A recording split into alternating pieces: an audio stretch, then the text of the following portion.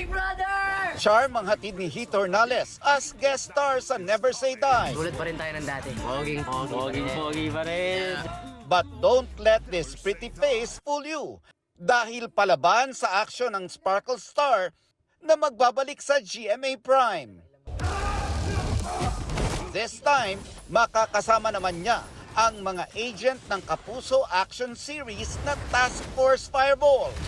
In his element si Heath sa maraming eksena at tila pinaghandaan niya raw ito all his life sa pagkakahilig niya sa martial arts na namana niya sa amang aktor at stunt director na si Michael Roy Hornales. I'm super thankful din for my dad na tinuruan niya ako starting young hanggang ngayon, tinuturuan niya pa rin ako.